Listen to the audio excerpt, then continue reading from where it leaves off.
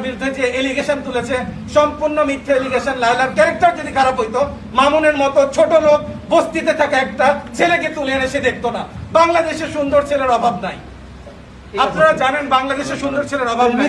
এই কোশ্চেনটা next time কখনোই বলবেন না যে লায়লা টাকার জন্য মামুনকে টাকা দিয়ে মামুনকে টার্গেট করেছে। ওই মামুন 4 ঘন্টা বাড়িধারা ডিওএইচএসে খুঁজে খুঁজে লায়লার বাড়ি বের করেছে, এটা আপনারা সবাই জানেন। আর ওকে ও যদি পাখি হইতো বা পশু হইতো সেক্ষেত্রে ওকে আটকায় রাখা যেত, ও তো মানুষ। আর ও যেটা বলেছে একটু আগে, ও ড্রাগ অ্যাডিক্টেড, ও বিভিন্ন নেশায় আসক্ত থাকার কারণে তার ফিজিক্যাল গ্রোথ নেই। বাট আপনারা ওর অরিজিনাল সার্টিফিকেট দেখবেন, ও কিন্তু এতটা বাচ্চা না। আপনারা যতটা ভাবেন বা দেশের পাবলিক যতটা বাচ্চা ভেবে ওকে সিম্পাথি দেখাচ্ছে, সেই লেভেলের বাচ্চা মামুন না। যাই হোক, এটাই আমার লাস্ট কথা। ভাই আপনার পরিচয়টা দিবেন। ভাই আপনার পরিচয়টা দিন।